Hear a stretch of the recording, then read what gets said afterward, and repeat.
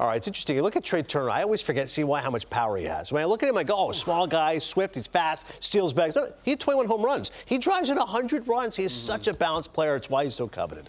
He's a great player, and going throughout this free agency process with so many great shortstops on the market, I'm still not surprised that we're not hearing more teams in on multiple guys. I mean, we're talking about Trea Turner, and it seems like every time I wake up in the morning, I look on my phone at the news, it's about Phillies and Trea Turner, Phillies and Trea Turner, where there's some other teams. I mean, J.P. Morosi was talking about how the Phillies are a favorite. He wants to be in spring training out in Florida, and I started thinking, it's a lot of teams in Florida that are all trying to be in contention, who all have boatloads of money that they're trying to spend on a superstar shortstop, and not just the Phillies. But I want to think, where would he be the best fit? So I said, let me try to build a few lineups and kind of see where he would fit in with this. So we started off with the Phillies. They're the favorite. So we're going to go to the Phillies, and you see, I probably keep Schwarber in the leadoff spot. Wow. He had a lot of success, and to break up the lefties, I understand Bryce Harper's going to be out for a couple months, but when he comes back, and for years to come, this is what this lineup could be like, with Schwarber leading off, Turner splitting up the lefties, and this is probably going to be with a right-handed pitcher on the mound as well, especially seeing Stott and Marsh at the bottom.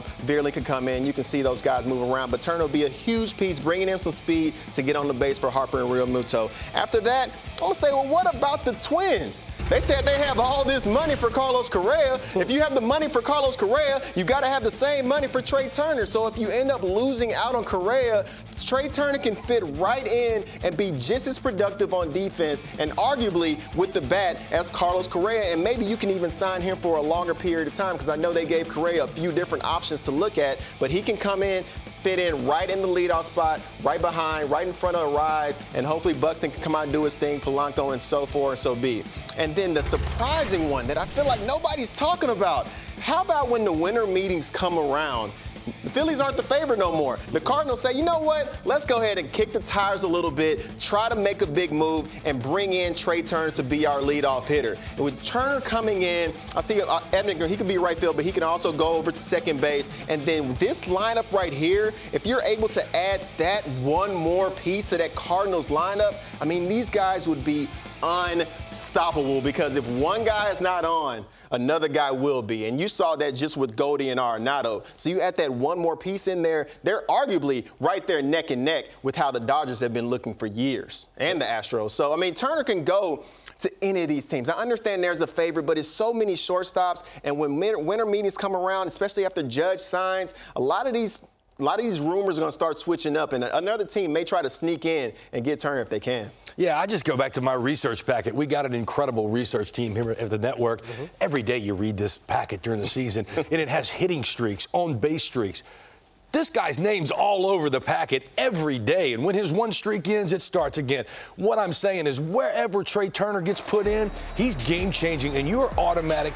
You're contender, World Series contender, wherever he fits in, which is going to be already a pretty decent situation. But to me, Philadelphia signs one of these four guys, and Trea Turner being the best, I believe. You sign Trea Turner, I don't know that you don't jump the Atlanta Braves and go to being the best team on paper in your division, especially Atlanta losing Dansby Swanson.